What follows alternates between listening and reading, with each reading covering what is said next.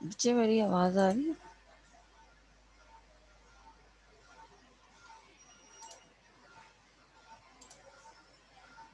आवाज आ रही है आप लोग को मेरी? जी मैम। Yes ma'am. कोई प्रॉब्लम तो नहीं हो रही? No ma'am. No okay. Ma'am.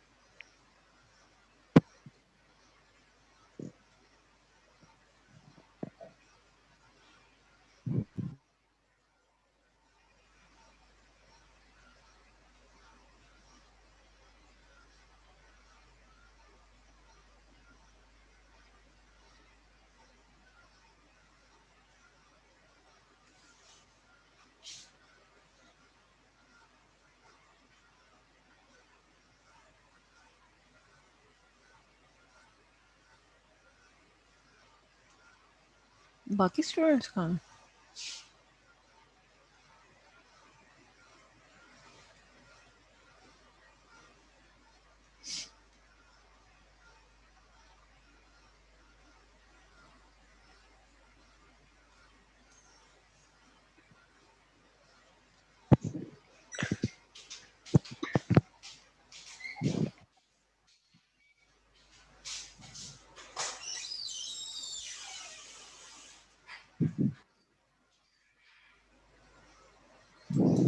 अस्सलाम वालेकुम मैम।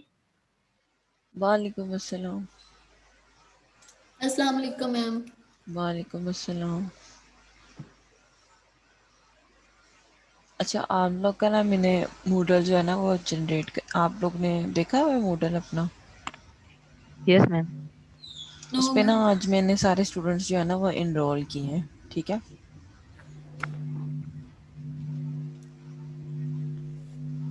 तो अब जो है ना लेक्चर्स वगैरह थ्रू ईमेल भी आपको मिल जाया करेंगे और मूडल पे भी मैं अपलोड कर दूँगी, ठीक है? Okay yes ma'am. Ma'am. Okay ma'am.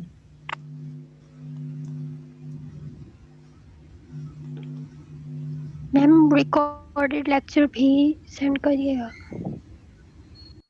Recorded lecture का जो है ना वो अब से मूडल पे ही मैं लिंक बनाया करूँगी, वो वहीं आ जाएगा आपके पास, ठीक है? मूडल पे आप उसको देख लीजिएगा। Yes ma'am, thank you. आपको मैंने अपनी अटेंडेंस की मेल की थी, लास्ट के लेक्चर्स की मुझे एब्सेंट लगी हुई थी। हीरा, आपकी आवाज़ नहीं आ रही मुझे। हाँ, मैंने आपको मेल की थी अपने कि मेरी अटेंडेंस नहीं लगी लास्ट के लेक्चर्स की।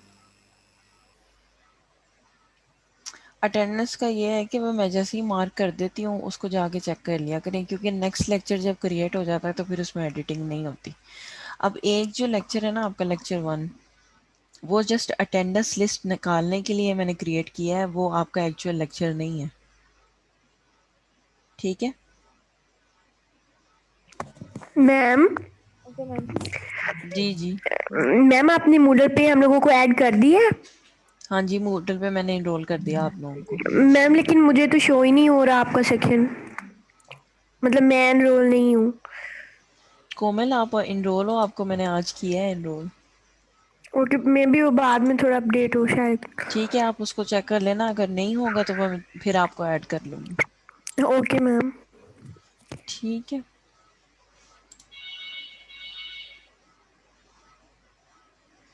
और आज आप लोगों को जो है ना वो लेक्चर 2, ठीक है, इसकी स्लाइड्स में दे दूँगी, तो इसको जो है ना वो पढ़ लीजिएगा आप लोग।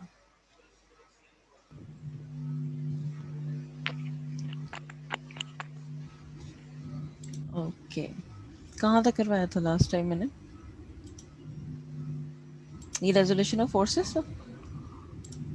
जी ma'am. Ma'am law of parallelogram force तो कराया था। वो तो हो गया था। ये न्यूमेरिकल नहीं किया आप लोगों ने? लास्ट टाइम करवा दिया था मैम ये मैंने। कर लिया था। मैम यस कर मैम ये लिया। हो गया। रेजोल्यूशन से करना, ठीक है? इसमें आपके पास जो है रेजोल्यूशन ऑफ वेक्टर्स हम कैसे करते हैं, आपके पास अगर लेट सपोज एक वेक्टर है, ठीक है, वो एक्स वाई प्लेन में है, ये आपका एक्स एक्सिस है और ये आपका वाई एक्सिस है, ठीक है। अब इसमें आपके पास जो है ना वो एक वेक्टर है, वेक्टर इसको मैं कह देती हूँ ये ए है, ठीक है। अब मैंने क्या करना है, हमारे पास सिर्फ वही वेक्टर्स जो हैं वो रिजॉल्व होते हैं जो प्लेन में मूव कर रहे हो, प्लेन मीन एक्स वाई में, ठीक है। तो अब ये वेक्टर जो है वो एक्स में भी मूव कर रहा है, वाई में भी मूव कर रहा है, तो मैं क्या करूँगी, इसका ए एक्स कंपोनेंट निकाल लूँगी और ए वाई कंपोनेंट निकाल लूँगी, ठीक है। अब इसमें ए एक्स और ए वाई किसके इक्वल आता है, ए एक्स जो है वो इक्वल आता है और ए कॉज ऑफ थीटा के इक्वल, ठीक है। ए जो है ना ये आपके पास मैग्नीट्यूड है और ए वाई आपके पास किसके इक्वल आ जाएगा, ए ए साइन साइन ऑफ थीटा के इक्वल आ जाएगा, और इसमें ए आपके पास मैग्नीट्यूड है, कोई भी उसकी वैल्यू हो सकती है, ठीक है। अब अगर इससे रिलेटेड आपके पास न्यूमेरिकल आए तो कर लेंगे। जी यस मैम। मैम। अच्छा, अब ज़रा इस न्यूमेरिकल को सॉल्व करें, मैं आपको देती हूँ एक न्यूमेरिकल। ये आपके पास वेक्टर है एक्स वाई प्लेन में, ठीक है, और आपका जो वेक्टर है इसका मैग्नीट्यूड है 10 और इसने एंगल बनाया है 30 डिग्री। आपने इसका ए एक्स और ए वाई निकालना है, एक्स कंपोनेंट निकालना है और वाई कंपोनेंट निकालना है। कैलकुलेट करें क्या आता है।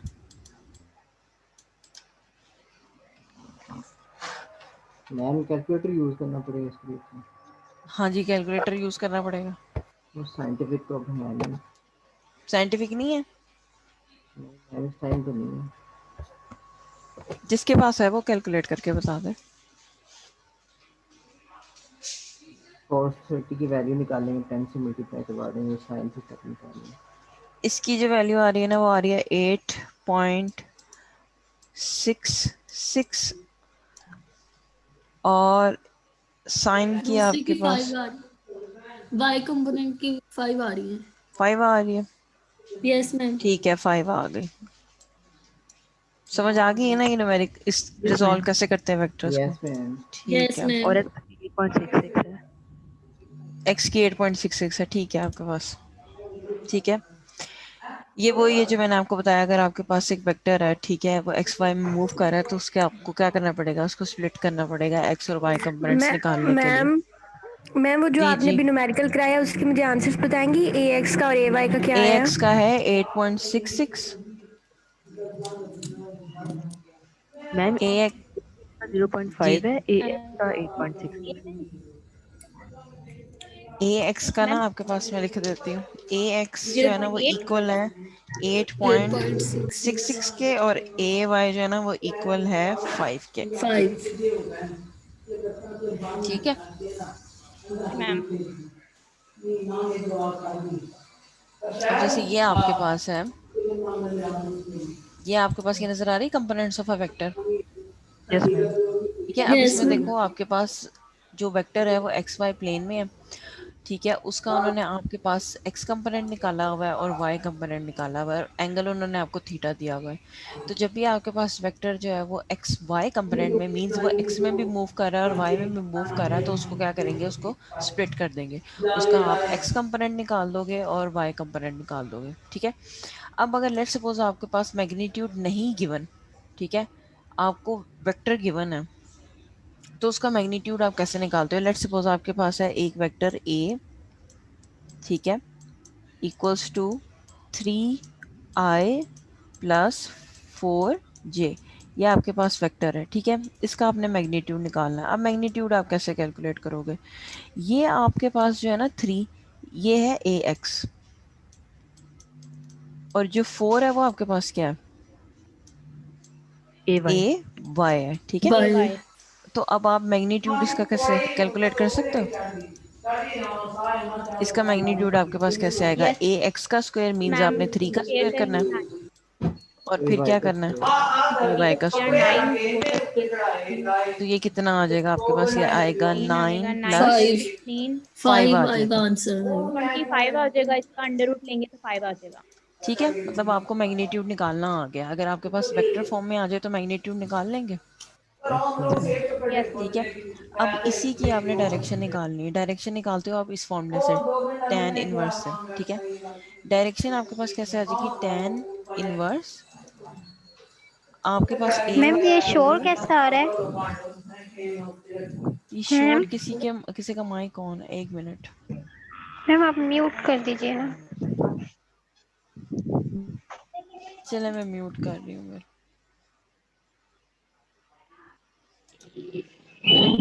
ठीक है।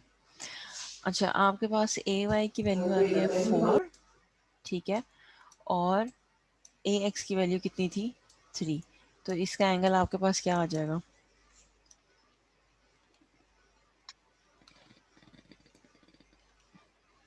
इसका एंगल आपके पास आएगा 53, ठीक है, 53 है। अब आपके पास जब हमें एंगल की वैल्यू पता लग जाती है तो हमें इससे ये भी पता लग जाता है कि आपके पास जो वेक्टर है वो किस क्वाड्रेंट में है। क्योंकि जो फर्स्ट क्वाड्रेंट है उसमें आपके पास एंगल होता है 90 डिग्री, ठीक है, 0 से 90, फिर आता है 180, फिर आपके पास आता है 270 और फिर आता है 360। तो अगर आपके पास जो है वो एंगल 53 आया है तो इसका मतलब है वो कहीं फर्स्ट क्वाड्रेंट में आपके पास होगा, ठीक है। वो आपके पास कहीं यहाँ पर आपके पास 53 डिग्री मीन्स कि जो आपके पास वेक्टर है ये फर्स्ट क्वाड्रेंट में, ठीक है। Yes ma'am. समझ आ गई ये बात। जी मैम। अब इसी तरह आपके पास है, ठीक है, वो ये सेम डायग्राम आ गई कि एफ एक्स जो है वो एफ कॉज ऑफ ए आ जाएगा अगर आपके पास एंगल में वो ए लिखें, ठीक है। वो डिपेंड करता है, कोई भी नोटेशन यूज़ की जा सकती है, ए यूज़ किया जा सकता है, फाई यूज़ किया जा सकता है, थीटा यूज़ किया जा सकता है। फिर एक्सप्रेशन भी आप उसी के अकॉर्डिंग लिखोगे, जैसे यहाँ एंगल उन्होंने लिखा है ए तो वो आपके पास आ जाएगा एफ कॉज ए और एफ साइन ए, ठीक है। अच्छा अब आपके पास इसका जो है ना वो न्यूमेरिकल है।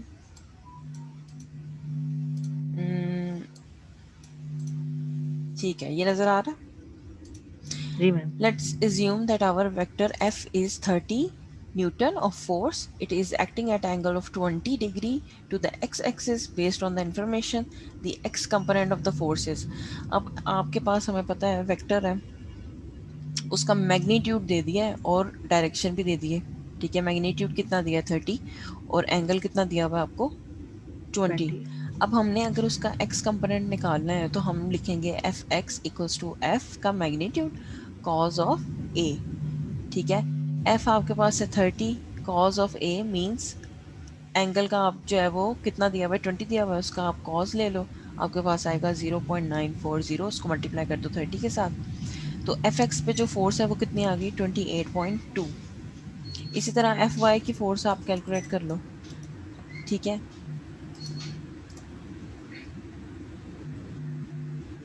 एफ वाई की फोर्स ने कैलकुलेट की हुई है, ये आपके पास, ठीक है। आपके पास जो है वो एफ एक्स 10.3 था और एफ वाई की वैल्यू इसकी कैलकुलेट ज़रा करो कितनी आती है वैल्यू।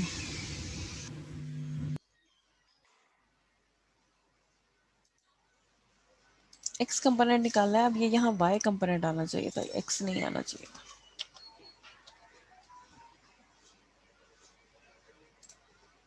ठीक है, आपके पास x आ गया 28.2 और एफ वाई आ गया 10.3। समझ आ गया। अगर इससे रिलेटेड न्यूमेरिकल आया तो कर लेंगे। जी मैम। Yes ma'am. ओके। अच्छा आप लोगों को वेक्टर एडिशन आती है?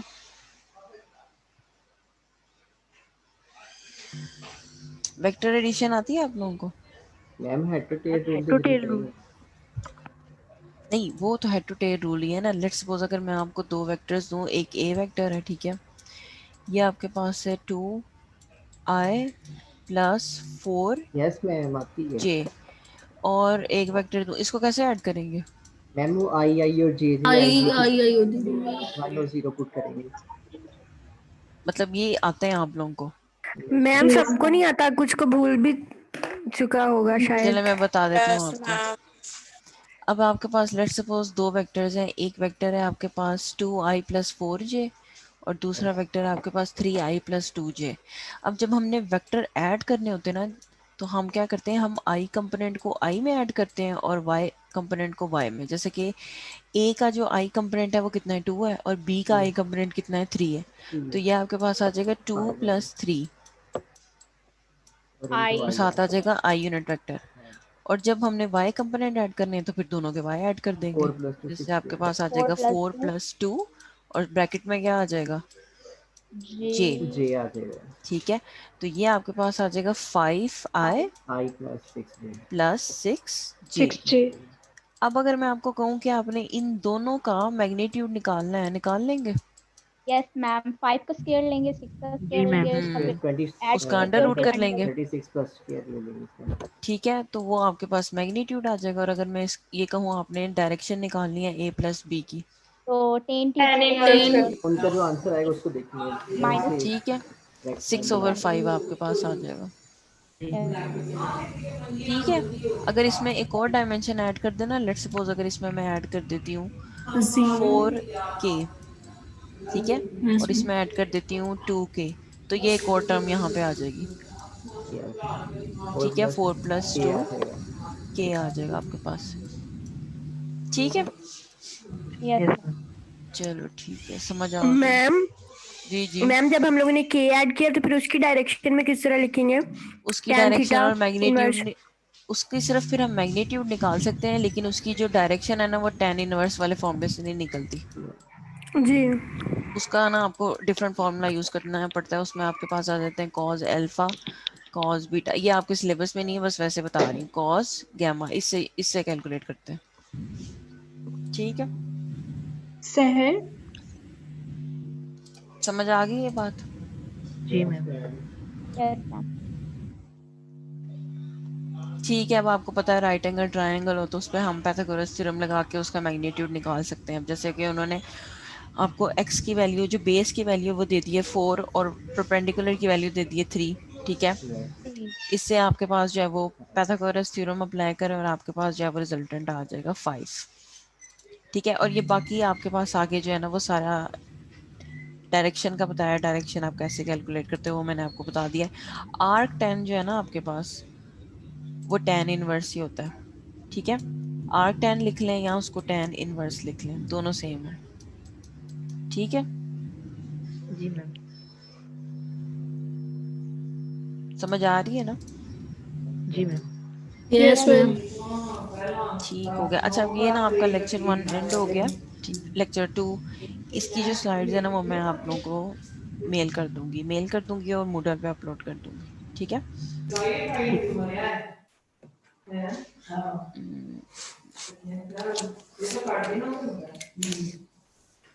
ये लेक्चर नजर आ रहा yes yes ma'am. Ma'am. Yes है? मैम। ओके, ठीक है। अच्छा जी, क्या होता है आपके पास न्यूटन्स फर्स्ट लॉ? हमारा ऑब्जेक्टिव होता है लॉ वो of inertia. Law of inertia होता है। ठीक है, और मतलब वो कि फोर्स मैम होती है अगर जो कोई किसी बॉडी भी बॉडी रेस्ट को में है या रेस्ट में है तो उसको वो रेस्ट जिस में ही स्पीड से रहेगी जब तक भागता कि है। उसके ऊपर फोर्स ना लग जाए। हम्म,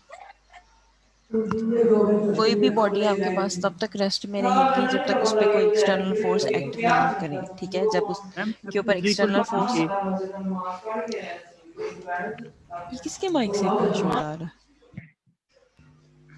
माम, आप अपना माइक ऑफ ही रखो। ठीक है, आपके पास कोई भी ऑब्जेक्ट जो है ना वो रेस्ट की स्टेट में रहेगा जब तक आपके पास उस पर कोई एक्सटर्नल फोर्स एक्ट नहीं करते। ठीक है, अब इसको लॉ ऑफ इनर्शिया क्यों कहते हैं, किसी को पता है? मैम इनर्शिया का मैम बिकॉज मतलब तो इनर्शिया यही होता है कि आप बॉडी। अपनी ये बॉडी की एक प्रॉपर्टी होती है मैम, हम्म, किसी जी बॉडी वो को बॉडी अपनी पोजीशन मेंटेन रख सके। पोजीशन जो है वो मेंटेन रख सकते हैं और उसमें कोई चेंजिंग मजीद ना आ सकते। ये आपके पास जो है ना वो ज़रूरी नहीं है कि वो ये कहें एक्सप्लेन न्यूटन्स फर्स्ट लॉ, वो आपको ये भी कह सकते हैं explain the law of inertia. ठीक है, तो वो सेम है आपके पास। इनर्शिया आपके पास होता है किसी भी बॉडी की प्रॉपर्टी जो उसमें चेंज को रेजिस्ट करे। ठीक है, अब आपके पास न्यूटन फर्स्ट लॉ की एग्जांपल क्या हो सकती है? मैम एक टेबल है उसको हमने ड्रैग करना, वो टेबल पे टेबल बुक जो है पड़ी वो हुई है, जब वो तक पड़ी रेस्ट है, रहेगा पड़ी तब तक रहेगी, उसको ड्रैग नहीं करेंगे, उसको फोर्स नहीं डिस्प्लेस नहीं करेंगे। करेंगे जब तक उसे। और कोई एग्जांपल? मैम इसका एक एक गाड़ी है, वो मतलब एक ही स्पीड के साथ जा रही है, तो उसको अगर सडन ब्रेक्स अप्लाई होंगे या फिर उसकी जो स्पीड जो है वो सडनली इंक्रीज कर दी जाए। इसमें ना दो केसेस है, जैसे कि रेड में ना इन्होंने हाईलाइट किया हुआ है, इसको जरा पढ़ें ये क्या कह रहे हैं। ये देखें, F net equals to 0 when दो केसेस हैं आपके पास। वेलोसिटी 0 है if the object was initially at rest, ठीक है, यस मैम। और v constant if the object was initially in motion, ma'am ठीक अगर है। v कांस्टेंट होगा तब बॉडी मूव कर रही होगी, स्पीड कांस्टेंट होगी, और उसमें तो अगर इंटरवल चेंज आएगा तो फिर हम उसकी वेलोसिटी चेंज होती है और फिर वो अपनी पोजीशन चेंज करेगा। बिल्कुल ठीक है। अगर तो वो मूव कर रहा है और सेम स्पीड से मूव करे तो वो भी आपके पास क्या है, उस पर फर्स्ट लॉ अप्लाई किया जा सकता है। और अगर कोई रेस्ट पे है और उस पर जब तक कोई एक्सटर्नल फोर्स अप्लाई नहीं करेंगे, उस पर भी आप क्या कह सकते हो कि ये in the state of Newton's first law है, ठीक है। सेकेंड लॉ क्या होता है न्यूटन का? F is equal to हमने force is directly proportional to mass ma'am and force का acceleration। Relation with acceleration. Force जो है वो क्या है, मैस इनटू एक्सेलरेशन। फोर्स कौन सी क्वांटिटी है? मैम ये वेक्टर है quantity. Vector quantity. derived quantity है। अच्छा, अब आपके पास ना ये आप लोगों को ये कॉन्सेप्ट है ना वेट का और मास का, बताया हुआ है यस मैंने, मैम, यस ठीक जी है। मैंने तो बताया हुआ है। आप यस मुझे ये मैम। बताओ कि जो वैल्यू ऑफ जी है वो कहाँ पे जाकर, अर्थ पे है तो सेम रहेगी, कहाँ पे जाके चेंज होती है? Space. Ma'am ma'am different planet upward पे। जाएगी स्पेस तो में नेगेटिव ग्रेविटी। होगी। ठीक है, वो आपके पास जो है वो डिफरेंट प्लैनेट्स की value of g different different है, होती है। ठीक है। जैसे कि यहाँ पे एक न्यूमेरिकल है आपके पास, कि हमें पता है, हमने ये फॉर्मूला पढ़ा हुआ है कि आपके पास जो मास है उसके साथ जी मल्टीप्लाई करवाते हैं तो वो क्या बन जाता है, वो वेट बन जाता है, वेट। ठीक है। अब यहाँ पर एग्जाम्पल है कि a man who weighs 1000 newton on earth has a gravitational mass. अब आपने मास निकालना है, ठीक है। उन्होंने आपको वेट दे दिया, वेट कितना दिया उन्होंने? 1000 1000 1000 न्यूटन दे न्यूटन। दिए, ठीक है। अब न्यूटन। आपने अगर मास कैलकुलेट करना है तो इसको क्या करोगे, तो जी से डिवाइड हो डिवाइड से जाएगा। करोगे, डिवाइड कर देंगे। ठीक है। यस। डिवाइड कर दे। 9.8। जी आपके पास कितना है, अगर 10 है तो कितना 9.8। आ जाएगा? हाँ, 9.8 9.8। 9.80 मीटर पर सेकंड स्क्वायर। ठीक है, ये आपके पास है 9.8। तो इसकी वैल्यू आपके पास कितनी आ जाएगी, 102 102 kg, किलोग्राम। ठीक है। ये कब है, जब वो अर्थ पे है, ठीक है। ये for the case of earth. अगर उसको मैं मून पे ले जाऊं मैम वो जी की मैम वैल्यू चेंज डिवाइडेड हो बाय जो जाएगी। है वो। तो जो मून पे है जी ना की जी वैल्यू की चेंज वैल्यू, हो वो चेंज हो हमारी जाएगी। 30। जी से 1/6 है। मतलब जो हमारी जी है ना मून की, वो आएगी 1/6 इंटू जी ऑफ अर्थ। तो ये तकरीबन आती है 1.62, ठीक है। तो जी अब मैम। आपने अगर वेट निकालना हो उसका मून पे, तो वो आपके पास आ जाएगा 165 न्यूटन, ठीक है। और अर्थ पे देखो उसका वेट कितना था, 1000, और मून मून पे कितना है, 165, 165। ठीक है। सारे जी मैम। मून पे चले जाते हैं। मैम कोई लेके तो जाए, सब मून को ही लेके आते हैं यहाँ पे, चांद तारे और तोड़ लो। अच्छा, मैथ्स और वेट में क्या डिफरेंस होता है वैसे, बताया था मैम मैंने, जो maths. Ma'am math body that space amount of of matter in the body. और हम्म वो होता है कि मतलब जब फोर्स ऑफ ग्रेविटेशन जब अट्रैक्ट करती है उसको, ग्रेविटेशनल पुल भी होती है वो। बॉडी पहुंच जाती है। हम्म ठीक है। मैथ्स आपके पास जो है वो कौन सी क्वांटिटी है? मैं ये स्केलर क्वांटिटी है और जो स्केलर वेट है वो क्वांटिटी। वेक्टर है। वो वेट वेक्टर वेक्टर क्वांटिटी है, क्वांटिटी। ठीक है, समझ आ गई। जी मैम। अगर इसी से रिलेटेड न्यूमेरिकल दे दूं, कर लेंगे? यस जी मैम। मैम। अच्छा, मैम अभी तो हम कह रहे हैं कर लेंगे। नहीं इजी है। अच्छा, मैं मुझे ना एक और बात भी बताएं कि आप लोगों को ये पता है कि जो फोर्स होती है वो वेट के इक्वल कब होती है? जब कोई भी बॉडी जो है ना वो मैम विद, दोनों में इसकी वैल्यू पुट कर देंगे, F is equal to mg आ जाएगा। ये आपको पता है कि ये फोर्स जो है वो वेट के इक्वल तब होती है जब कोई भी ऑब्जेक्ट जो है वो under the influence of gravity move करे, ग्रेविटी होगी। ठीक है। यस तो यस अब मैम आपने बताया। इन दोनों का जो यूनिट है ना वो न्यूटन है, ठीक है। इसका भी न्यूटन है और इसका भी न्यूटन है, दोनों का न्यूटन है आपके पास, क्योंकि हमारे पास जो एक्सेलरेशन का यूनिट है ना वही ग्रेविटेशनल का यूनिट है, ठीक है। तो दोनों आपके पास जो है वो क्या है, न्यूटन है। अगर वो लेट्स सपोज आपको वेट नहीं देता, वो आपको दे देता है मास दे देता है और एक्सेलरेशन दे देता है, तो आप फोर्स कैलकुलेट कर सकते हैं ना। जी ma'am. Yes ma'am. Yes ma'am. Physical driving.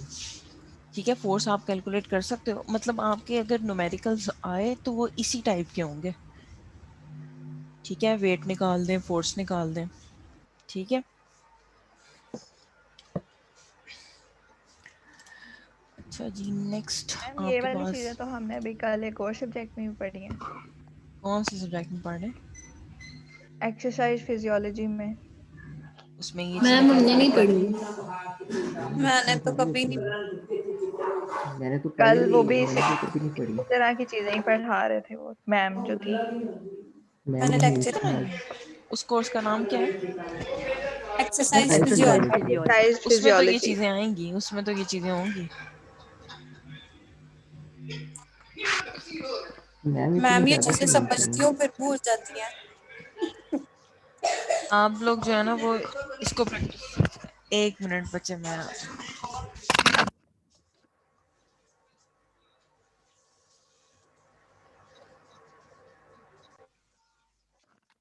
मेरी साइड से कितना शोर आ रहा है आप लोगों को? थोड़ा थोड़ा। मैम अब नहीं आ रहा, थोड़ा आ रहा है। अब नहीं पहले आ आ रहा? रहा था एकदम से। चले।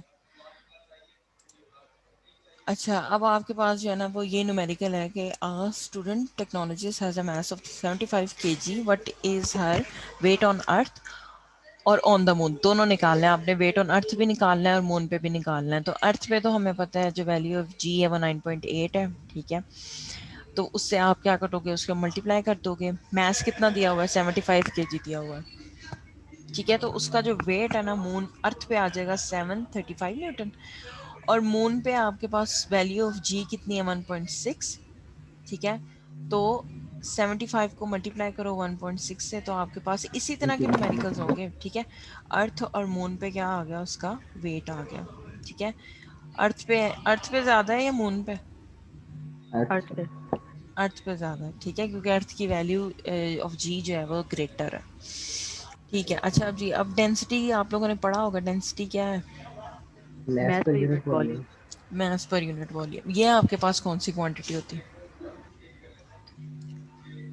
ये ड्राइव क्वांटिटी होती है। मैम ये स्केलर। ड्राइव क्वांटिटी नहीं है, ये स्केलर क्वांटिटी है। स्केलर क्वांटिटी क्यों है? क्योंकि आप देखो इसके फॉर्मूले में क्या है आपके पास, हम इसको ना रो से रिप्रेजेंट करते हैं, ये नजर आ रहा है? मैम हम इसे जी मैम। बेसिक क्वांटिटी से ड्राइव करते हैं। किससे करते हैं? बेसिक क्वांटिटी से ड्राइव करते हैं इसको, डेंसिटी को। तो ये ड्राइव ही होगी। ठीक है, ड्राइव क्वांटिटी है, लेकिन ये है वेक्टर है या स्केलर है? मैम स्केलर ही होगी डेफिनेटली। ये स्केलर है आपके पास, क्योंकि देखें इसके फॉर्मूले में आपके पास आ रहा है मास विच इज स्केलर, और क्या आ रहा है, वॉल्यूम, वो भी स्केलर है, ठीक स्केलर। है। तो मास भी स्केलर है, वॉल्यूम भी स्केलर है, तो डेंसिटी क्या बन जाएगी, वो भी स्केलर हो जाएगी, ठीक है। और इसका यूनिट आपके पास क्या होता है, इसका यूनिट होता है मास का केजी, और वॉल्यूम का कितना होता है, metre cube. Metre metre cube. Cube, ठीक है। समझ आ गई? यस जी मैम। मैम। अब आपके पास जो है ना वो एक एग्जांपल है। अब आपकी ना ये मेंशन होगी, अगर आपको कह रहे हैं ना आपने डेंसिटी कैलकुलेट करनी है, एक सिलेंड्रिकल रॉड की कैलकुलेट करनी है, या किसी एरिया आपको ना किसी एरिया की किसी लेंथ की, तो वो चीज़ें ना आपको गिवन होंगी। जैसे कि सिलेंड्रिकल रॉड में जो आपके पास वॉल्यूम होता है ना, वो होता है पाई आर स्क्वायर एल, ये वाली वैल्यूज जो है ना वो गिवन होंगी। समझ आ रही है मेरी बात? कि ये जैसे जी हम मैम। डिफरेंट, जैसे रिंग है उसका वॉल्यूम डिफरेंट होता है, ठीक है।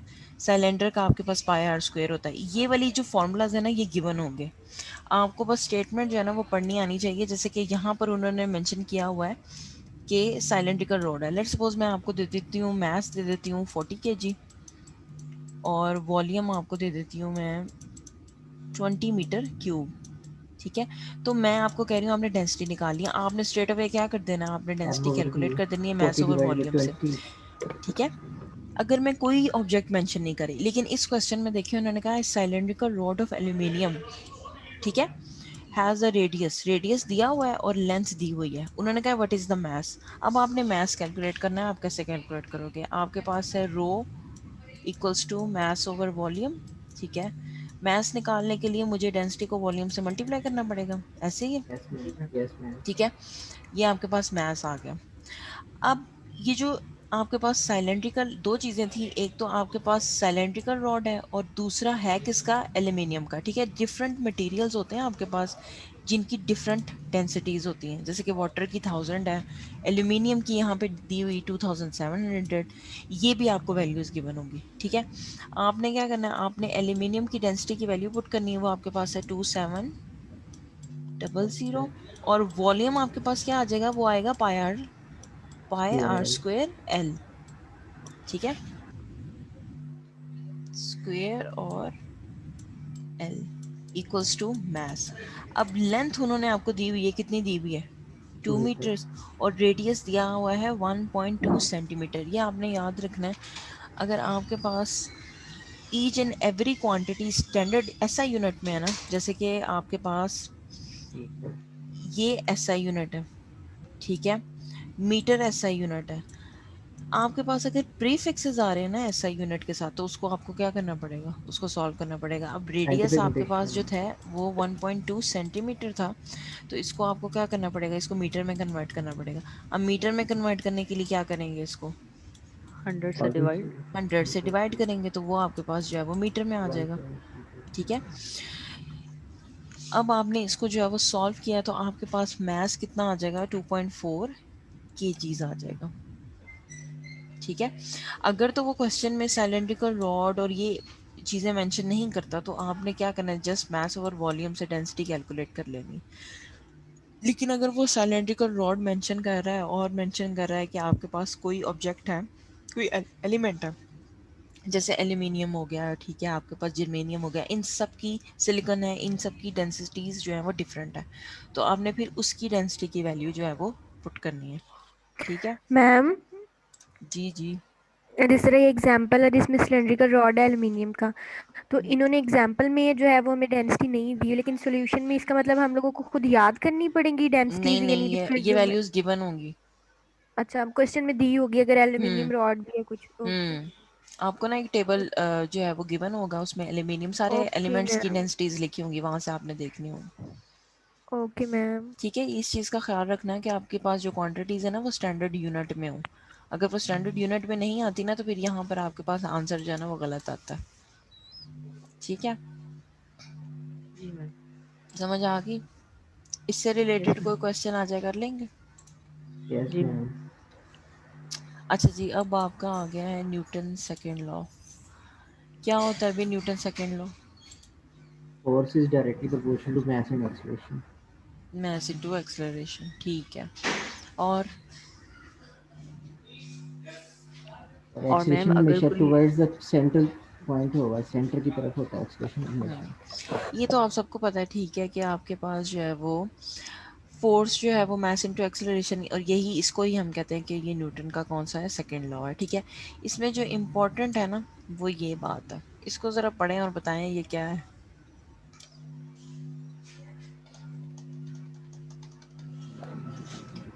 मैम इन्होंने कहा है कि अगर फोर्स जो है वो जीरो होगी तो एक्सेलरेशन भी जीरो होगी, मींस फोर्स जिस डायरेक्शन में अगर हो रही है और वो जीरो है तो एक्सेलरेशन भी जीरो ही होगा, डायरेक्टली और रिलेटेड है। हम्म। वेलोसिटी भी जीरो होगी इसमें। अच्छा, मुझे ये बताएं, मैथ ज़ीरो हो सकता है? No ma'am. No ma'am. No नहीं मैम। ज़ीरो हो नो सकता। मैम। आपके पास ये फोर्स जो नेट फोर्स है वो ज़ीरो कैसे आती है, इसको एफ एन लिख रही हूँ नेट फोर्स के लिए, ठीक है। अब हमें पता है कि ईच एंड एवरीथिंग उसका मैस होगा, मैस तो होगा ही, मैस कभी ज़ीरो नहीं हो सकता। अब एक्सेलरेशन कैसे ज़ीरो हो रही है? लेट्स सपोज आपके पास एक्सेलरेशन क्या है, चेंज इन वेलोसिटी। अगर वेलोसिटी कांस्टेंट है, जैसे एक्सेलरेशन के लिए हम लिखते हैं v f minus v i over t, ऐसे ही लिखते हैं ना एक्सेलरेशन के लिए, जी। यस, ठीक है। Yes ma'am.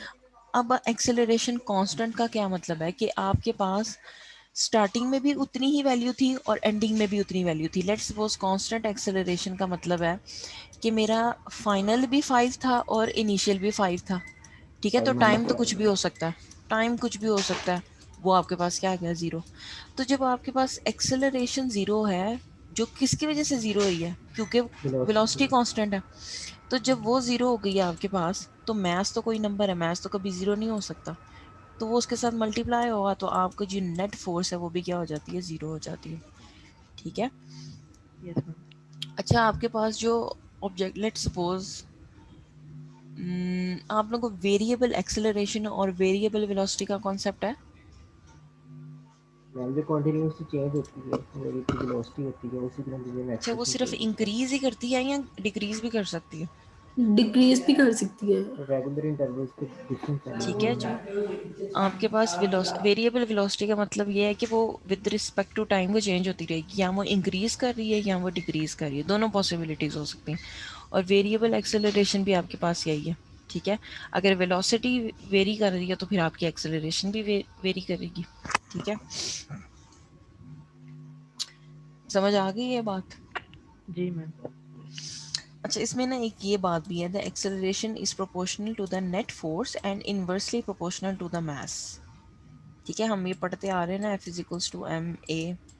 इसमें इन्होंने ये लिखा है कि आपके पास मास जो है वो एक्सेलरेशन के इनवर्सली प्रोपोर्शनल है। अच्छा, आप लोगों को डायरेक्ट और इनवर्स का पता है कि अगर यस मैम इक्वेशन में यस डायरेक्ट में क्या होता है? यस मैम, इक्वालिटी कि इंक्रीज होगी एक चीज इक्वल बढ़े तो इंक्रीज होगी दूसरी भी। कम होगी। इंक्रीज होगी, लेकिन इनवर्स में ये होता है कि अगर एक चीज इंक्रीज हो रही है तो दूसरी डिक्रीज हो रही होती है। अगर मैं इस इक्वेशन के थ्रू ये कहूँ कि मास बहुत ज़्यादा जो है वो इंक्रीज कर गया, तो एक्सेलरेशन क्या होगी?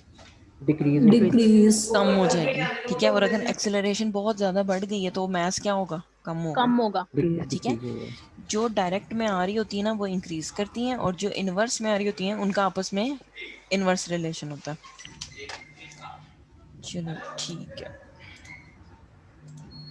अच्छा, अब ये ना आपके पास एक इंटरेस्टिंग न्यूमेरिकल है। इसमें है कि आपके पास a child pushes a sled across a frozen pole with a horizontal force of 20 newton. अब ये कौन सी फोर्स है? ये हॉरिजॉन्टल फोर्स उन्होंने बताया। हॉरिजॉन्टल फोर्स कौन सी है?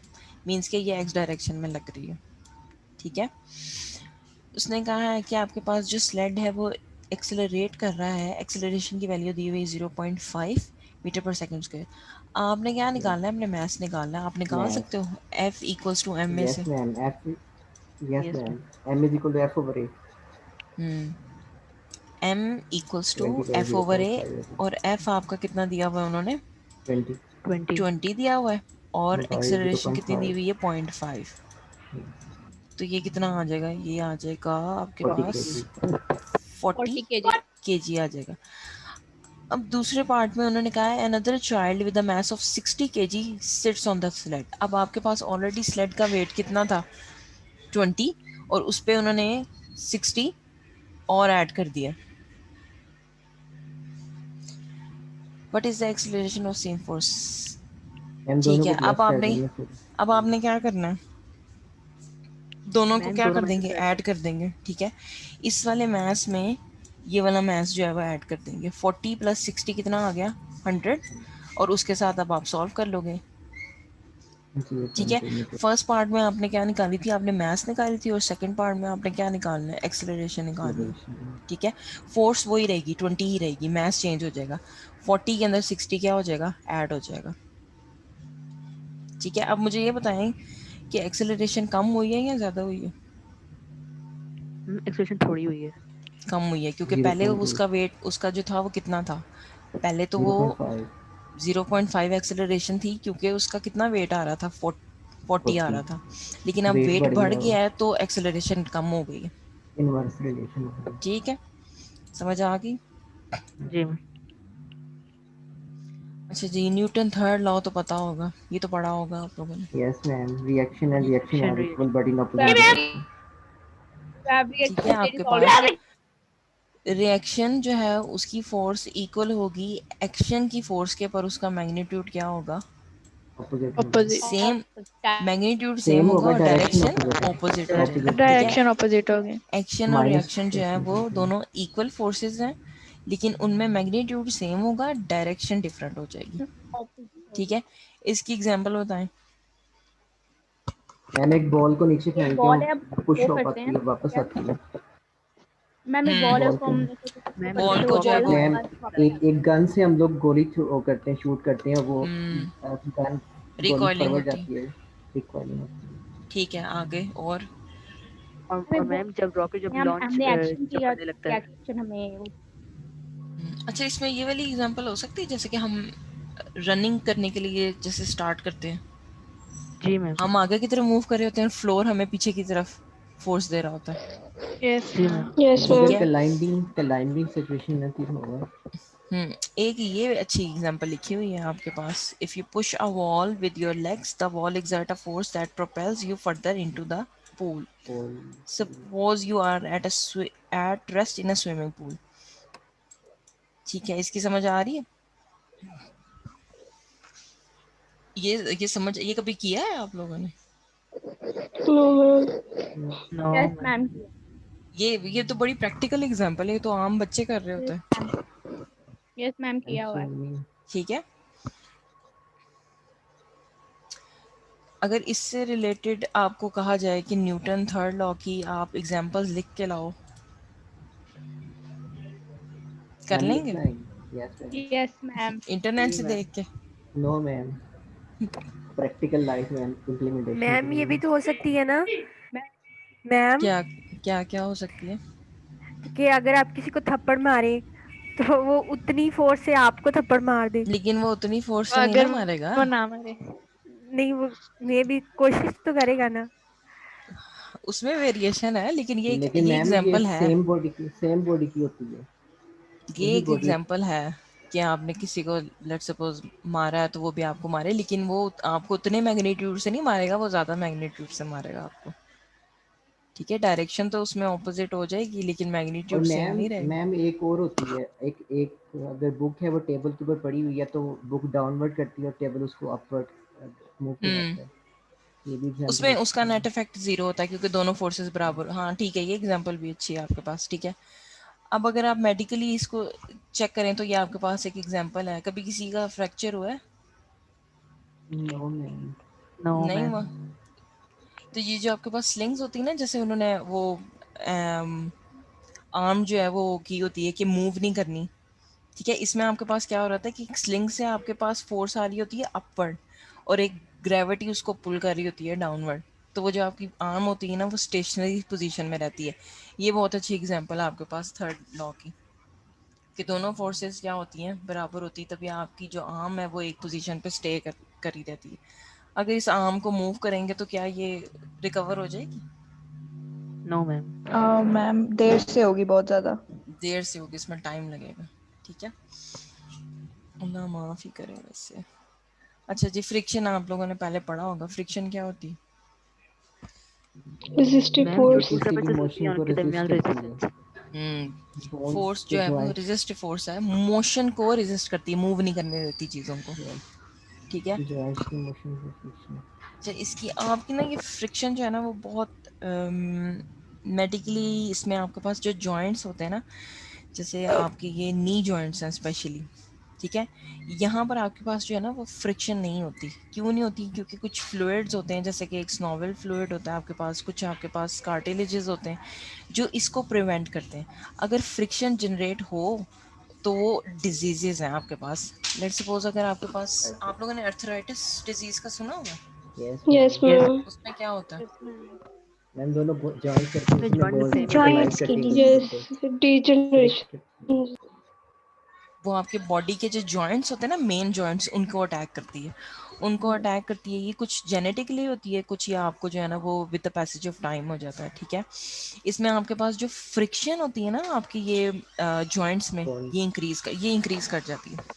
तो जब आपकी बोन्स आपस में प्रेस होती हैं या वो आपस में जो है वो स्लाइड करती हैं, तो उससे आपके पास जो है वो आपके जो मसल्स होते हैं या आपके जॉइंट्स होते हैं ना वो स्वेल कर जाते हैं। कभी अर्थराइटिस का डिटेल में पढ़िएगा आपके पास। ठीक है, उसमें यही मसला आता है कि वो जॉइंट्स में क्या आने लग जाती है, फ्रिक्शन आने लग जाती है। जब आपके वो फ्लूइड्स वगैरह जो हैं वो ख़त्म हो जाते हैं, जैसे सिनोवियल फ्लूइड है एक, ठीक है, वो अगर आपका ख़त्म हो जाए तो फिर आपके पास जो है ना वो प्रॉब्लम्स आती है।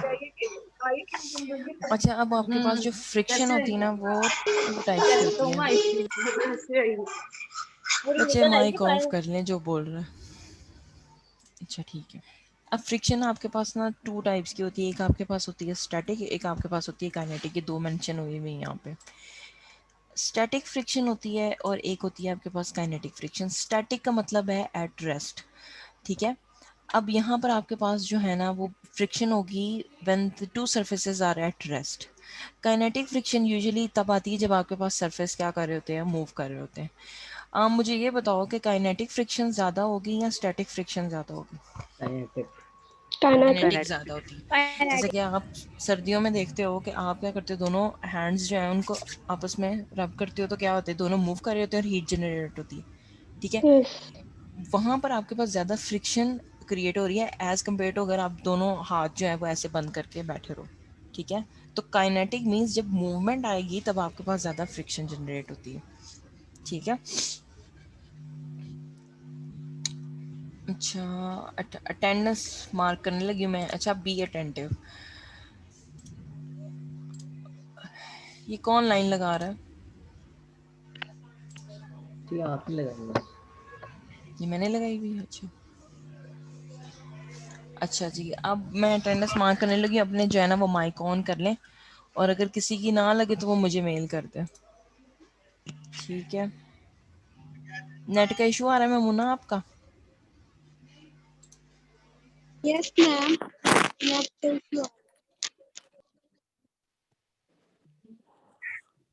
चलिए मैं अटेंडेंस मार्क करती हूँ आप लोगों की। अच्छा, अब्दुल बसीर प्रेजेंट, अब्दुल मनान, अब्दुल मनान नहीं है, present ma'am. Okay. Abira, Abira Nisar,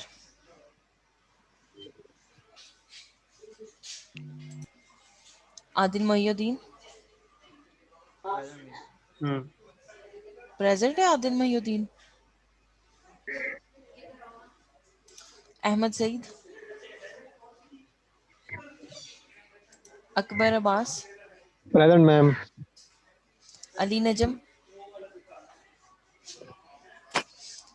अमारा Sarbuland, present ma'am. Amina Bashir, present ma'am. Amina Sarwat, Amna Haseen, present ma'am. Amna Khalid, present ma'am. Amna Maqsood, present ma'am. Amna Sadiq, present ma'am. Anam Fatima, present ma'am. Aqsa Arfat, present ma'am. Areej Manzoor, Asifa, Asfa present Waqar, ma'am. Okay. Present ma'am. Ayesha Ashraf, present ma'am. Aska Khan, present ma'am. Walia Anwar, present ma'am. Eman Shahzadi, present ma'am. Faiza रसूल, कमीज है उसकी। फायजा रसूल present, Faraz Ahmad, कमीज और फातिमा को side पक्की फातिमा बात है। बदर, अच्छा ठीक है। Present ma'am. Fatima Khan, present ma'am. Fiza Khan, Ghulam Nabi, present ma'am. Nida, Nida अपना माइक ऑफ कर लें।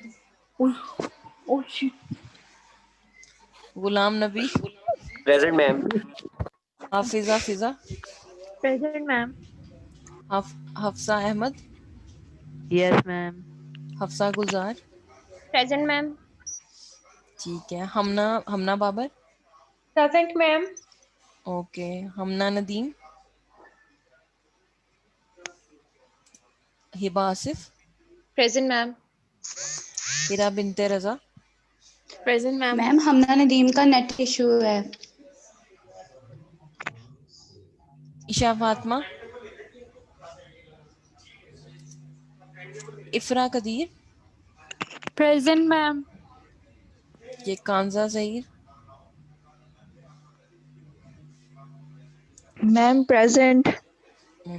कंजा खतीजा निसार, शहीर हूँ। Shaheer, present okay. Ma'am. Khatija भी हो गई, कोमल अमीन प्रेजेंट है। Present ma'am. ठीक है, Komal Qayyum, present ma'am. Laiba Amjad, ma'am present. Laiba Shakeel आपकी स्टिल अटेंडेंस नहीं मार्क होगी। ये क्या इशू आ रहा है आपका? माहा सोहेल, प्रेजेंट मैम। माहम, मेरी अटेंडेंस लग गई। Present. Mahnoor, present ma'am. Maida Habib, Maida Habib नहीं है। Present ma'am. ओके, मलीहा समी,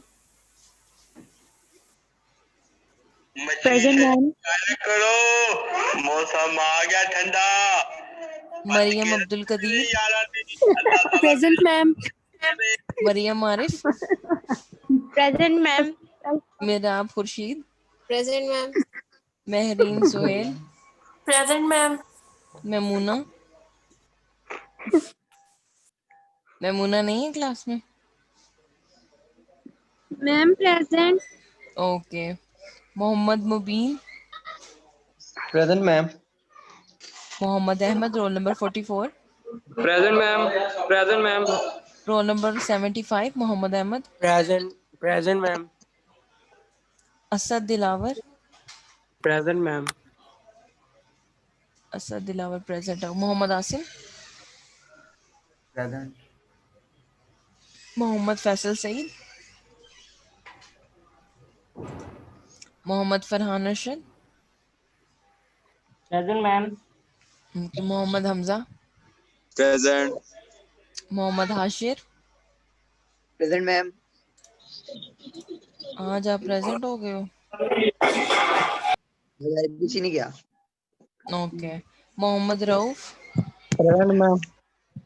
Mohammad Zainul Abideen, present ma'am. Muniba Bashir, present ma'am. Muniba, okay, मुकद्दस,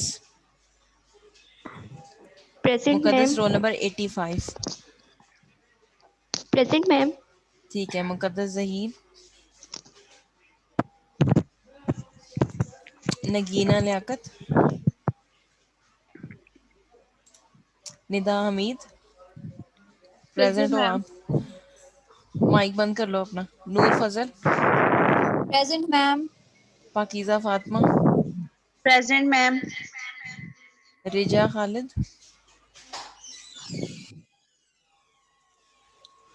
roll number 39 Rimsha, present ma'am. Roll number 47 Rimsha. Present ma'am. अच्छा, रिमशा रशीद, ठंडा बच के रहना मेरे यारा ने। खतीजा अपना माइक ऑफ कर लें। Rimsha Rashid, Saadat Ali, present ma'am. Okay, Sadia Sarwat, present ma'am. Saleem Naveed, present ma'am. Saima Amjad, present ma'am. Samia Amjad, yes ठीक है, ma'am present. Sana Sana Shafqat, present ma'am. Savera Shah, present ma'am. Seema Mehboob, Seema नहीं है क्लास में।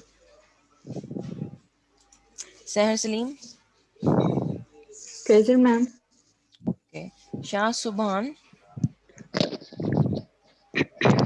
Shah Subhan present Rafay ma'am. नहीं है। Okay, present. Shahana Batool, present ma'am. Present. Present. Shahzadi Qayyum, present ma'am. Shamra Sohail, present ma'am. Sheeza Nadeem, present ma'am. Sikandar Subhani, present ma'am. Suha Asif, present ma'am. Sumbal Falak Sher, present ma'am.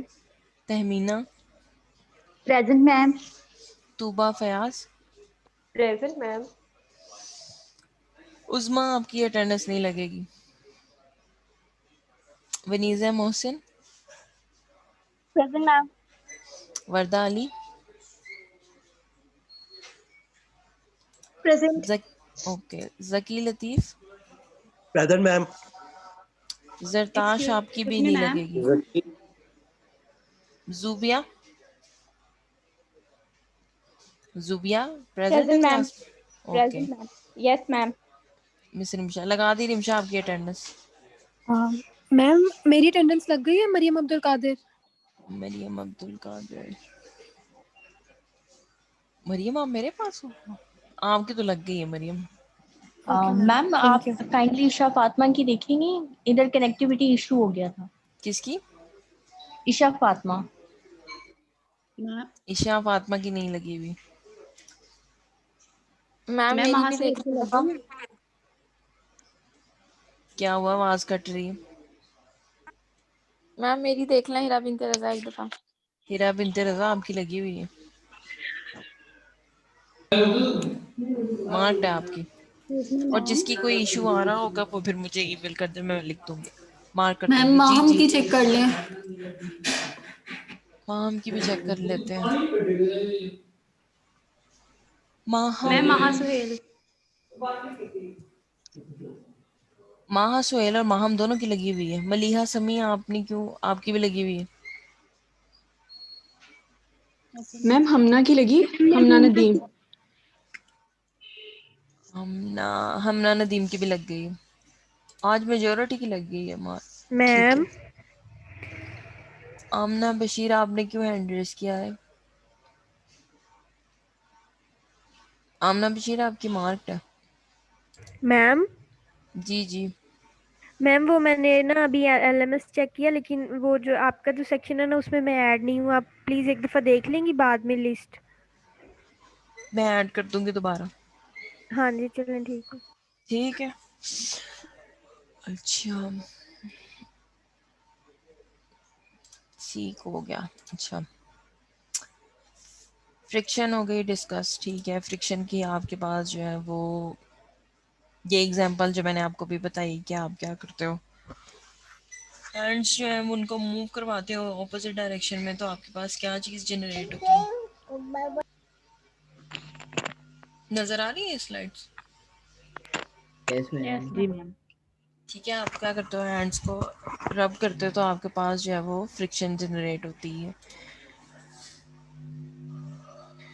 It also produces heat, ठीक है। ये तो आप लोगों को मैंने बता दिया कि फ्रिक्शन, जहाँ आपके पास फ्रिक्शन आएगी वहाँ पर आपके पास जो है वो हीट जनरेट होगी। और कोई एग्जांपल है फ्रिक्शन की आपके दिमाग में? मैम गाड़ियों के टायर जो चलते हैं रोड पे। गाड़ी के टायर्स, हाँ हो सकती है। मैम जब हम चलते हैं फ्रिक्शन तो सबसे हम आगे को ज्यादा मूव होती करते है। हैं और अर्थ जो है वो हमें पीछे को, तो वो फ्रिक्शन तो तब भी थर्ड, वो तो थर्ड मैम ठीक तब है। भी फ्रिक्शन होती है। और मैम मैम जो रनिंग और शॉपिंग फ्लाइंग ट्रॉली भी होती है। फ्रिक्शन के एग्जांपल है। मैम पेंसिल एंड पेपर भी ma'am clouds friction clouds clouds की एग्जांपल बादल जब वो गरजते हैं। क्लाउड्स की एग्जांपल इसको ज़रा डिटेल में बताएं क्या? मैम इसकी एयर के साथ फ्रिक्शन होती है जिसकी वजह से साउंड प्रोड्यूस होती है, वो जो थंडर गड़गड़ की आती है। अच्छा साउंड प्रोड्यूस होती है। मैम या फिर जब मतलब एयर की फ्रिक्शन हो सकती है, कोई एरोप्लेन उड़ रहा है मैम ऑपोजिट एरोप्लेन की डायरेक्शन तो में फ्रिक्शन उसकी सबसे स्पीड, हाँ। ज्यादा होती है उसके जो वो, टायर होते उसको हम यूजुअली कहते हैं वो ड्रैग फोर्स आपके पास। हैं। Yes ma'am. ठीक हो गया। अच्छा हम फ्रिक्शन जो है अगर किसी में आपके पास जो है वो फ्रिक्शन जनरेट होगी तो उसको कैसे कम कर सकते हैं, रिड्यूस कैसे करते हैं? मैम लुब्रिकेंट यूज करके। ठीक है, कोई आप यूज़ कर सकते हो कि आप ऑयल्स यूज़ कर सकते हो जैसे कि यहाँ पे लिखा हुआ है, ठीक है। और क्या कर सकते हो? और मैम जैसे जो शॉपिंग सरफेस को स्मूथ कर सकते हैं। ट्रॉलीज होती है बॉल सरफेस को बेयरिंग्स स्मूथ होती है। कर सकते हैं, ये भी एक अच्छा पॉइंट है। मैम बॉल बेयरिंग्स यूज कर सकते हैं, शॉपिंग ट्रॉलीज बॉल वगैरह जो बेयरिंग होती यूज़ कर सकते हैं, ये भी एक अच्छा वो मेथड है। ठीक हो गया।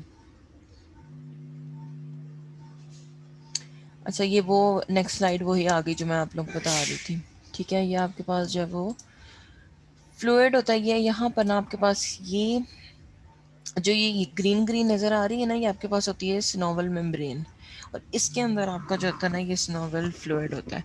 अगर ये जो फ्लूइड है ना ये आपके पास जॉइंट्स में से खुदा ना खास्ता रिमूव हो जाए किसी वजह से जेनेटिकली, या इसको कोई आपके पास डिजीज़ अटैक करे तो आपके पास जो है ना वो ये अर्थराइटिस में चेंज हो जाती है। अर्थराइटिस जो है वो डिजीज़ हैं जॉइंट्स की, ठीक है। वो सीधी आपके जो बॉडी के मेन जॉइंट्स हैं ना, जैसे कि आपकी ये हाथों की एल्बोज हैं, हाथों में जो आपकी फिंगर्स में जॉइंट्स होते हैं, जैसे आपकी ये नीज होती हैं, ठीक है, जो मेन आपके जॉइंट्स होते हैं ना, जैसे आपके फुट के जॉइंट्स होते हैं, इनको अटैक करते हैं। इनमें आपके पास जो है वो, अब जैसे कि यहाँ पे आप मैम देख रहे हो कि नी जो दोनों दोनों बोन्स में क्या है, थोड़ी सी स्पेसिंग है, ठीक है। स्पेसिंग में आपके पास जो है ना ये फ्लूइड है। जब ये फ्लूइड ही खत्म हो जाएगा तो ये दोनों बोन्स जो होंगी वो क्या कर जाएंगी, वो कनेक्ट हो जाएंगी आपस में। तो जब वो कनेक्ट होंगी और आप मूव करोगे तो वो आपकी जो बोन्स है वो आपस में क्या होंगी, रब करें। वो रब रब करेंगे, करेंगी। तो कोलाइड जब वो करेंगे। रब करेंगी तो वो फ्रिक्शन जनरेट होगी, हीट जनरेट होगी, ठीक है। तो ये आपके पास जो है ना वो इस फ्लूइड की वजह से आपके पास जो है ना वो आप फ्रिक्शन लेस मूव करते हो। आपके जो जॉइंट्स होते हैं ना उनमें कोई फ्रिक्शन नहीं होते। किसका इतना दिल कर रहा है गाने सुनने का? महासोहेल, महासोहेल के माइक में से आवाज आ रही है।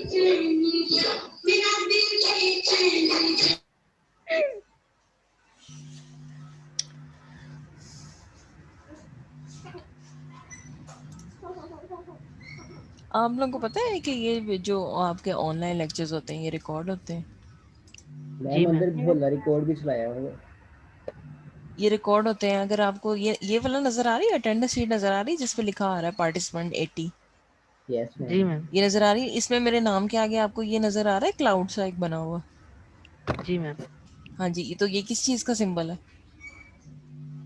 रिकॉर्डिंग। रिकॉर्डिंग रिकॉर्ड हो हो रही रहा है। उसके बाद ये आपकी जो ये लेक्चर्स हैं ये जाते हैं एचआर में, जाते हैं मैम एग्जामिनेशन में बच्चे जाते हैं। शरारतें कर रहे हैं। मैं आपको वही बता रही हूँ, मैं आपको वही समझा रही हूँ कि इन चीजों का फायदा क्या है। मैम ये लेक्चर में गाने सुन रहे हैं। सुनने हैं तो आप बाद में सुन लेना। वही तो। मैम साथ में भोला रिकॉर्ड भी चलाया हुआ है। साथ में क्या होता है? मैम भोला रिकॉर्ड की वीडियो भी चलाई हुई किसी ने अंदर, कह रहा था बाहर आते थे। जो मर्जी चलाई, जो हम पाकिस्तानी, हमने बाज थोड़ी आना। अच्छा जी, सेंटर ऑफ ग्रेविटी कभी पढ़ा है? जी मैम। क्या होता है? Yes ma'am. मैम जहाँ पे वो वेस्ट ऑफ मैम बॉडी जब बॉडी का एक्ट मास करता है, कंसंट्रेटेड एक होता है बॉडी सेंट्रल का पॉइंट होता है बैलेंस हमारा फोर्स मैक्सिमम बैलेंस उसको होता है। Central vertebra. एक्ट करती है बॉडी पे। ये वो पॉइंट है जहाँ पे आपकी सारी बॉडी का वेट क्या होता है, सेंटर्ड होता है। ऐसे ही है, यस जी मैम। मैम। ठीक है। ये वैसे आपको पता है ये सेंटर ऑफ ग्रेविटी हम कैलकुलेट कैसे करते हैं? अच्छा, लेट्स सपोज आपके पास ये नजर आ रही है ट्रायंगल, जी मैम। Yes ma'am. इसका सेंटर ऑफ मैंने अगर निकालना हो ग्रेविटी तो वो कैसे कैलकुलेट करूंगी मैं? मैम परपेंडिकुलर ड्रॉ करेंगे ऊपर से। इसके लिए जो ना मैम बेसिकली एक मेथड यूज होता है प्लम लाइनिंग का। उसमें हम क्या करते हैं कि एक, अब जैसे ये एक आपके पास एक ये इसका कॉर्नर है, एक ये कॉर्नर है, इसके कितने कॉर्नर्स हैं? 3 है ना, यस ठीक है। तो आप क्या करोगे, आप फर्स्ट वाले कॉर्नर से ना एक लाइन जो है ना प्लम, कभी आप लोगों ने देखी है वो घरों में यूज होती है प्लम लाइनिंग, जिससे वो यस सरफेस फ्लैट मैम। करते हैं, बिल्डिंग्स की मैम बिल्डिंग्स की कंस्ट्रक्शन बिल्डिंग कंस्ट्रक्शंस में। में यूज होता है। आप क्या करते हो, उसके साथ थोड़ा सा ना वेट अटैच कर देते हो। जब आप वेट अटैच करते हो ना तो वो बिल्कुल एक स्ट्रेट लाइन आ रही होती है। उस स्ट्रेट लाइन को आप क्या करते हो, आप ड्रॉ कर लेते हो, जैसे कि यहाँ पे डॉटेड लाइन से मैं बना रही हूँ, ठीक है। उसके बाद आप इसको पॉइंट 2 से कनेक्ट कर देते हो तो इसकी डॉटेड लाइन कुछ ऐसी आती है। फिर आप इसको पॉइंट 3 से जब कनेक्ट करते हो तो इसकी डॉटेड लाइन कुछ ऐसी आती है। अब ये पॉइंट है ना जहाँ पे ये सारी आपस में क्रॉस हो रही हैं, जैसे कि ये एक पॉइंट है आपके पास, ये वाला पॉइंट है आपका सेंटर ऑफ ग्रेविटी का, ठीक है। समझ आ रही? इसके लिए यस जी मैम। मैम। जो है ना सेंटर ऑफ ग्रेविटी कैलकुलेट करने के लिए ना basically plum line method use करते हैं। और ये वो पॉइंट होता है, जैसे क्या है, it is the point of exact centre around which the body में rotate freely in all directions. It can also be called centre of mass. Centre of gravity को हम सेंटर ऑफ मास भी कह सकते हैं, ठीक है। ये एमसीक्यूज वैसे अच्छा आ सकता है आपके पास कि सेंटर ऑफ ग्रेविटी को और क्या कह सकते हैं। आप लोगों को BOS का पता है, base of support, yes ma'am. Yes ma'am. और लाइन ऑफ सपोर्ट का भी पता होगा। Yes ma'am. ठीक है। मैम अच्छा एक अब दफा एक्सप्लेन कर दें। वो आगे हैं स्लाइड्स में। ठीक है। अब जैसे कि ये एक एग्जांपल है आपके पास कि यहाँ पे आपको एक हैमर शो किया हुआ है, नजर आ रहा है ये? जी मैम। इसका सेंटर ऑफ ग्रेविटी कहाँ होगा? अब मैम जहाँ इसके पे लेट सपोज 4 कॉर्नर्स है ना, तो हम प्लम लाइन मेथड यूज करेंगे तो हमारे पास मुझे लगता है आपका जो आएगा वो आएगा यहाँ पर, बिल्कुल जहाँ पे आपके पास है ना ये पॉइंट, यहाँ करके इसका सेंटर ऑफ ग्रेविटी का पॉइंट आएगा। ये वो पॉइंट है जहाँ पर आपने लेट सपोज यहाँ पे आपकी ये ऑब्जेक्ट जो है ना वो स्टेबल हो जाएगी। ठीक है। अगर आप यहाँ रखते हो ना, यहाँ पे आप रखते हो, आपका सेंटर ऑफ पॉइंट यहाँ है, तो ये स्टेबल नहीं है। समझ आ रही है ये बात? जी मैम। यहाँ पर इसका पूरा वेट सिचुएटेड नहीं हो सकता क्योंकि ये बैलेंस नहीं है। इस पॉइंट पे भी नहीं हो सकता क्योंकि ये बैलेंस नहीं होगा। ठीक है, वो नीचे से यहाँ से ड्रॉप हो जाएगा, यहाँ से वो ऊपर आ जाएगा। लेकिन जो ये वाला पॉइंट है ना आपका, जो थर्ड पॉइंट है, यहाँ पर आपका वेट बैलेंस हो सकता है। एक ये यहाँ से अकोमोडेट कर लेगा और एक यहाँ से अकोमोडेट कर लेगा। तो जो ये आपका हैमर होगा ना, ये स्टिल पोजीशन में इक्विलिब्रियम में आ जाएगा, जिसको हम कहते हैं। इक्विलिब्रियम क्या होता है आपके पास? बैलेंस। मैम बॉडी मैम की जब बॉडी स्टेट ऑफ स्टेबलाइज हो फ्लक्स रही बैलेंस है। होती है स्टेट हो जाती है बॉडी। ठीक है। जितनी जब फोर्सेस जो है सम वो ऑफ ऊपर फोर्सेस से बिकम एक्ट जीरो। कर रही हैं, उतनी फोर्सेस जो हैं वो सम ऑफ फोर्सेस आपके पास क्या होता है, ज़ीरो के इक्वल आता है। ठीक है। तो हॉरिजॉन्टल जब और वो वर्टिकल ज़ीरो के एक्सिस। इक्वल आ जाएगा तो आपके पास जो बॉडी है वो क्या आ जाएगी, स्टेबल सिचुएशन में आ जाएगी, इक्विलिब्रियम में आ जाएगी। ये आपके पास F1 है और ये F2 है। ठीक है। इक्विलिब्रियम में आपके पास क्या होगा, F1 equals to F2। Yes ma'am. ठीक है, समझ आ गई? F of X is equal to F of Y. क्या हुआ? Ma'am F of X is equal to F of Y भी हो सकता है, हॉरिजॉन्टल वर्टिकल फोर्सेस इक्वल हो जाती है सारी। दोनों हो सकते हैं। ठीक है, वो आपके पास यही है। फर्स्ट जो इक्विलिब्रियम की कंडीशन है वो यही है, sum of all the forces acting on a body must be equal to zero, zero की इक्वल होनी चाहिए। ठीक है। और जो आपके पास सेकेंड कंडीशन होती है इक्विलिब्रियम की, कि आपके पास जितनी भी रोटेशनली फोर्सेस हैं, जैसे कि टॉर्क है, वो सारी क्या होनी चाहिए, वो भी ज़ीरो की इक्वल होनी चाहिए। ठीक है।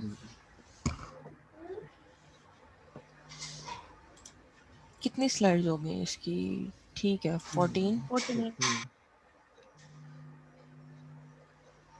अच्छा, अब ये वाला जो लेक्चर है ना, ये भी मैं जब कंप्लीट हो जाएगा ना उसके बाद आपको जो है वो प्रोवाइड कर दूंगी। मैम हमारे ठीक है। टोटल लेक्चर कितने होंगे?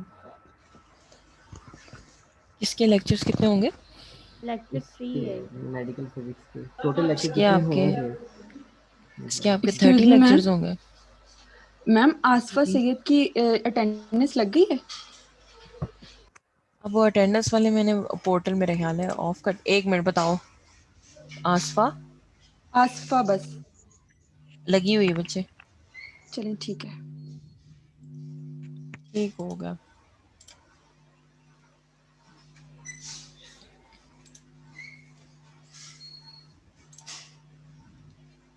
और किसी का कोई क्वेश्चन तो नहीं? No ma'am. अच्छा, अटेंडेंस के टाइम पे जो पार्टिसिपेंट्स थे वो 80 थे, अब 69 हुए हैं। मैम मनीबा बशीर की लग गई। मैम वो ये होता है कि लगता है कि अटेंडेंस हो रही है तो क्लास है अंदर। मैम आप लास्ट पे लिखा करें अटेंडेंस।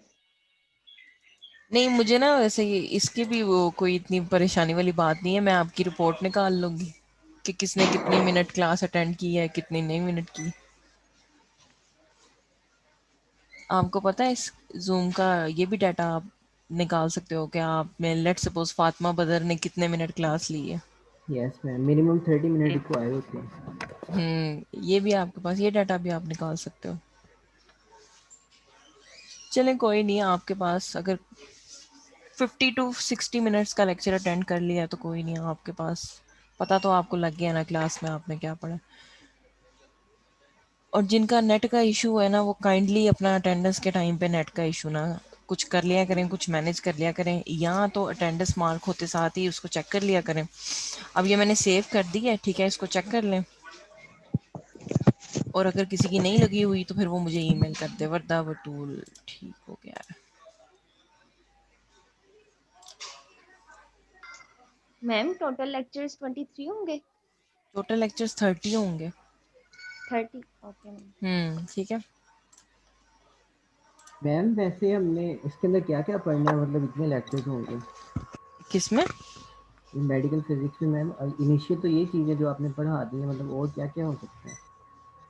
मोस्ट अभी अच्छा, आपकी ना एप्लीकेशंस आएंगी सारी, जैसे कि ये आपके पास, जैसे मैंने स्टार्ट में आप लोग को बेसिक्स बताया था ना, एमआरआई और सीटी स्कैन और ये यस सारे यस एक्सरेज, मैम।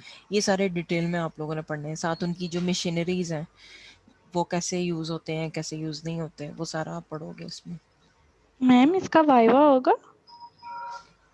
बच्चे अगर तो आपका लेट्स सपोज अगर मिड ऑन कैंपस हुआ ना तो फिर आपका वाइवा नहीं होगा, फिर आपका फाइनल होगा।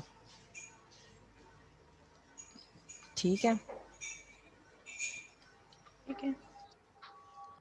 वो फिर at the end of the session में आपको बता दूंगी, अगर वाइवा होना हुआ तो फिर वाइवा कंडक्ट करवा लेंगे।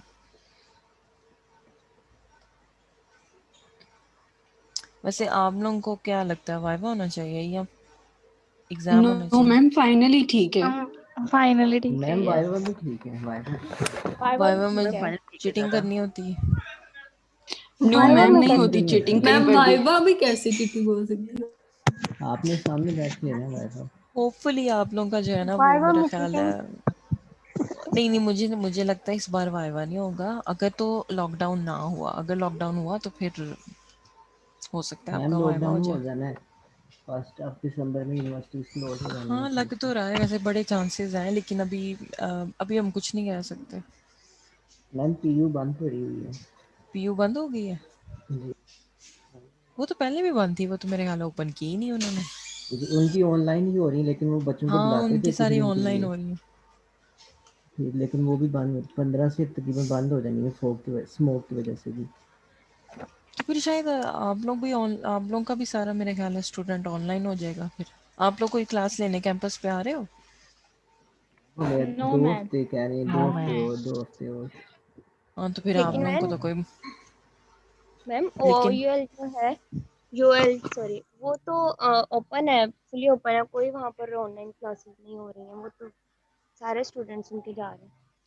यूओएल में वो सारे ऑन कैंपस ही हैं, सभी स्टूडेंट्स को ऑन कैंपस बुला के पढ़ा रहे हैं। वो उनमें नहीं है सिस्टम हाइब्रिड का या ऑनलाइन का, उन्होंने कम्प्लीटली ओपन कर दी है अपनी यूनिवर्सिटीज़। Yes ma'am. मैम हमारी भी तो ऑनलाइन हो रही है क्लास। ये मैं यही कह रही हूँ ना, ऑन आप लोग कैंपस तो भी कैंपस। हो रही हैं। ऑन कैंपस कौन ये सी इलेक्ट्रोथेरेपी, है? ऑन कैंपस हो रेडियोलॉजी सर मुनीब ले रहे हैं molecular ma'am. Biology and genetics. अभी मेरी sir class on Munib campus. तो फिर शायद वो भी आपकी ऑनलाइन हो जाए अगर लॉकडाउन हुआ तो। जी फिर हो सकती हम है। कह रहे हैं बाकी ऑन कैंपस हो। हम थक गए होंगे घर जा जाके।